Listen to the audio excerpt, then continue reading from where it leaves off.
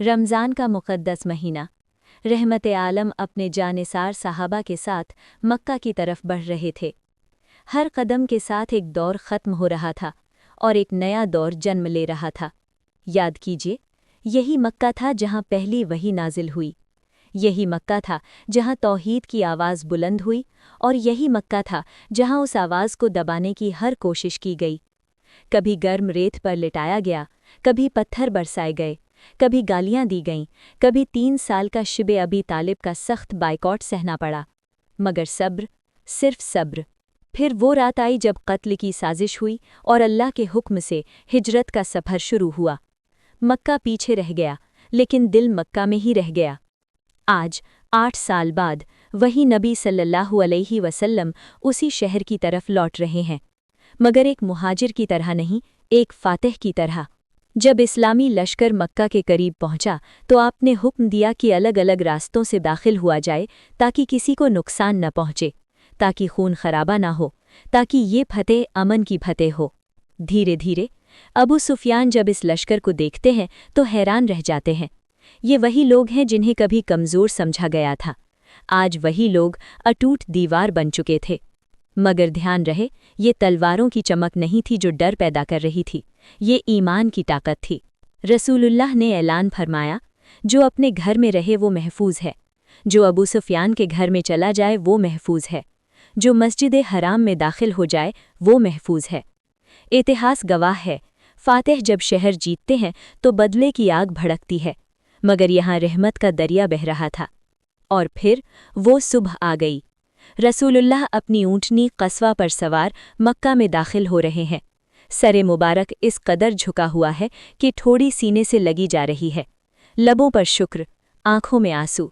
ये झुकाव किसी हार का नहीं था, ये झुकाव अल्लाह के सामने शुक्र का था। ये वही काबा था जिसके सामने आप सल्लल्लाहु अलैहि वसल्लम को रोका गया, वही काबा जिसके पास आपको सताया गया। आज उसी काबा के दरवाजे पर आप सल्लल्लाहु अलैहि वसल्लम खड़े हैं।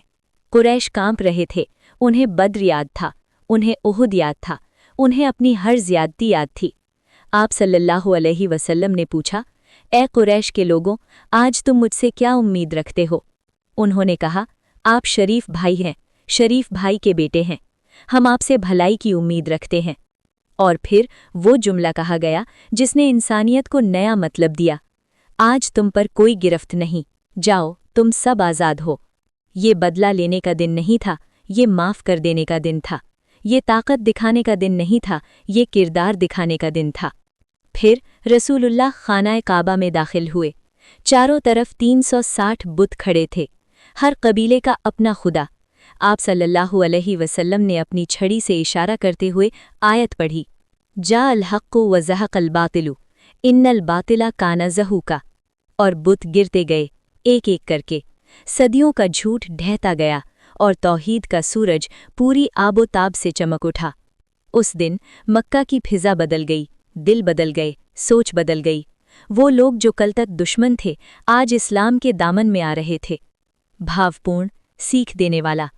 ये तलवार की फतेह नहीं थी, ये अखलाक की फतेह थी। ये ज़मीन की जीत नहीं थी, ये दिलों की जीत थी। धीमी, प्रेरक। फतेह मक्का हमें क्या सिखाती है? अगर तुम्हें ताकत मिले तो घमंड मत करो, अगर तुम्हें इख्तियार मिले तो जुल्म मत करो, अगर तुम्हें गलबा मिले तो माफ़ कर दो, क्योंकि असल महानता बदला लेने में नहीं, माफ़ कर देने में है। आज हमारी ज़िंदगी में कितने मक्का हैं, कितनी नफ़रतें हैं, कितने झगड़े हैं।